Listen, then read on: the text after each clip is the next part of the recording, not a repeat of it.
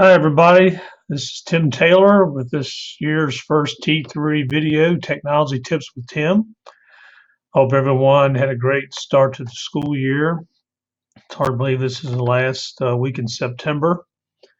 As in past years, what I'll do is I'll share some instructional tips with you every month, and then I'll embed or state a secret word during that video.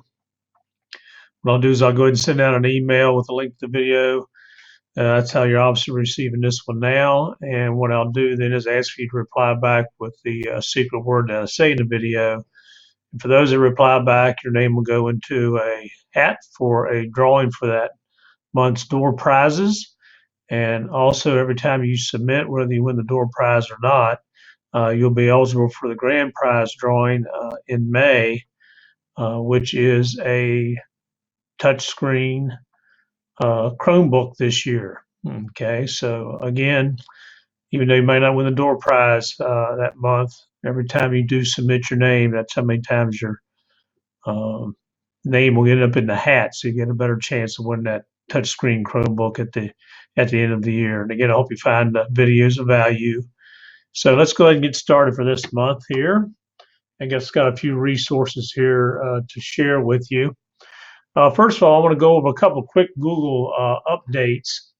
Again, some of you might be aware of these, but again, I'll just quickly kind of go over them. Google Classroom is a great program, and it's just getting better and better all the time because Google does a great job of receiving feedback and quickly adding different things to make it even better.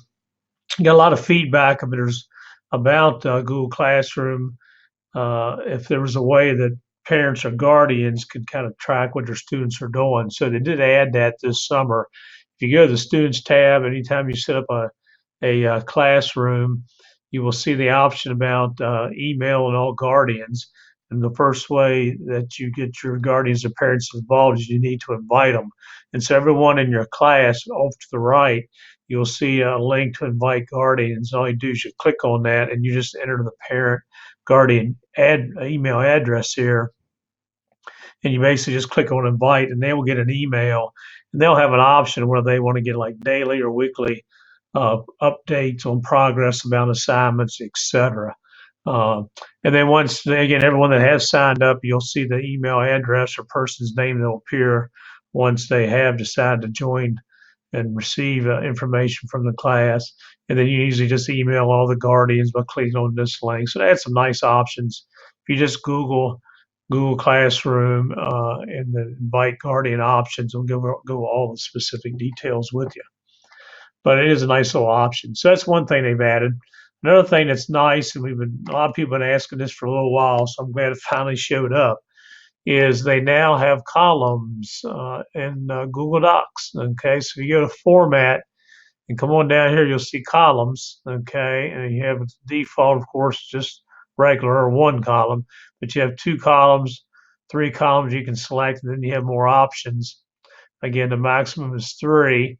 You can also have spacing. You can adjust that between your columns, and if you want to put a line between your columns, you just check that box. So it's very easy now to lay out nice little like newsletters, etc.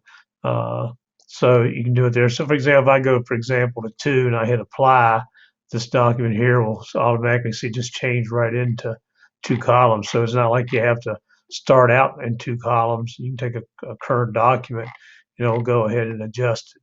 So again, nice little option there. It's underneath Format. You'll see columns.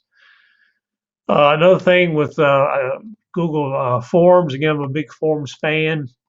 But one of the biggest things I want to point out here is the ability now to add images for your answers. A great example, a very simple one is this one. Here, images as an answer, and here, in other words, here's a little quick basic math problem where a teacher put in 3 different pictures, and question is which one is 3. Okay, and all they got to do is just click which image is correct. But again, this makes it really, I think it adds a whole other level when it comes down to the use of forms for instructional purposes. Very easy to do that. Here's an untitled form or a brand new form I just started out with. So a mistake that some teachers make is, if you notice right here, there's a little image icon here Uh, if I click on this one, this is kind of new as well. I can just click here and just put an image just in front of any questions I may want to ask. Before, if you wanted to like insert an image into a form and then ask questions about it, you'd have to kind of go over here and kind of do it as a separate thing, add an image, then come up and add a question. But now within the question itself, you can just start here with an image and then just have general multiple choice questions. All right. If you want to embed the image as part of the answer, what you do is you come down and notice as soon as I come down to the first option here, I also have the same little image icon right here. So again, this little icon here is if you just want to put an image, just ask for just general questions about one specific image, or if you want images as your answers. Okay, once you come down to your different options, you have a chance to go ahead and click on this image icon and add an image. So it's just very simple. It's coming here. I click. You just come here, you can either drag an image into this box, you can actually come up and search on Google, choose your own image to upload, take a snapshot with a webcam. So again, I really like this dialog box with Google when it comes down to inserting images. So check it out. It has, like I said, a nice little option there when it comes to using forms now. Another thing I want to show you here is a tool called My Simple Show. It's a great way of making a video. It's free.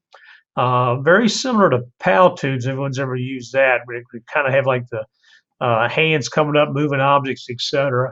I guess the thing that what I really like about this one is the whole. It covers also the writing process, because as you notice here, it's basically it comes like into 4 steps. What you do is you actually create like a draft where you answer some questions to find the right storyline for your topic.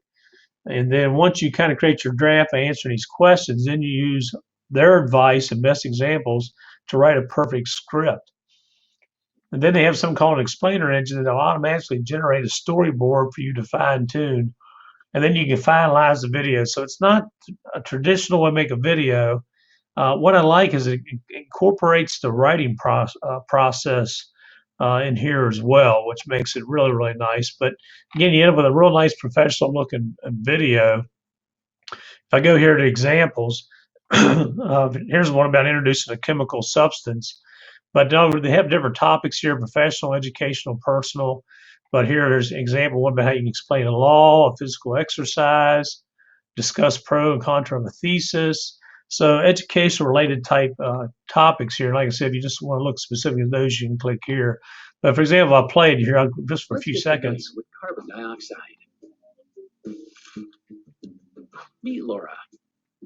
She's a student doing an oceanography project and learns that sea levels have risen over. So you can see here, it's what you're doing is you're adding different type of clip art. It's a little unique, but again, check it out. It's free, and it's called My Simple Show. And for keeping on this theme right here, for the secret word for this T3 video, let's go ahead and make this the word simple, okay, for the word you need to submit in order to be eligible for the door prize. So again, the secret word is simple for this month's T3 video.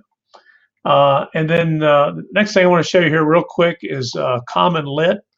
This is a free literacy resources and progress tracking tool site. There's hundreds of fiction and nonfiction reading passages for grades 5 through 12. You can create an account here. But for example, I browse the library. You'll see all various kinds of topics that are available on the Common Lit sort. Okay, you have different built-in lessons. Okay, you can actually share them with your students. You can also track student progress. If you go here to how it works, okay, again, it kind of goes right here. Excuse me, this again goes first to library. You can see all the different type of articles. There's a lot of different topics, different genres. And notice if you go on the left here, you can easily filter, okay, by themes. You can filter by grade level, genres. You can also select when it comes down to devices, okay. So there's all different kinds of ways you can filter, etc. They also, I think, align to your Common Core standards here. But again, when it comes to a nice little free collection of literary resources, I like this. And again, There's a lot of great little magazine articles. Here's one for Sports Illustrated. Again, all given the right here to be shared and used for free. So CommonLit's a neat little site to check out for resources. The last thing I want to point out then is I hope most of you all are aware now with our ITRCs. We've had a little change this year with our instructional technology resource coaches. We now have them division based, and what we do is we have 2 assigned to each campus. And what we're trying to do here is try to address the equity issue to make sure everyone has access to the ITRCs. So again, the high schools especially, you all haven't had an ITRC in the past, but now you will have access to 2 of them there on the campus that can come out and assist you. So I hope you do use this great resource. There is a website that's on our division website you can get to. It's our ITRC website. If you go to our division website underneath staff, you'll see a link to the ITRC website, which will take you to this. This is a work in progress, but it already has great resources. Notice we have quick links on the left over here, which will take us to the T3 video playlist for SCPS Lab. You can click your IT Direct, Power Teacher Eduphoria, your Power School Assessment Analytics.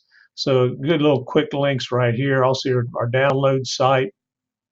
But also you can see a calendar here where the ITRCs are going to be.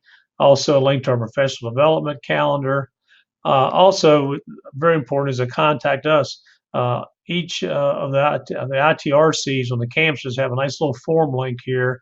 If you want to see them, I know you got a lesson you like to somehow integrate more technology with it, want some instructional help, just click here. It'll take you to a form, fill it out, and then the ITRCs in your respective campus will follow up with you. And of course, there's also their email addresses. And we'll also be adding tech resources and adding announcements throughout the year. So just keep the ITRC website in mind, and we'll also be embedding this into another website that'll be coming out in the future. Okay, again, I hope everyone had a great start to the new school year. Again, don't forget to submit to Seek the Word to be eligible for this month's door prize, and of course the grand prize is going to be that touchscreen Chromebook at the end of the year. So everyone have a great week. Take care, and we'll talk to you later.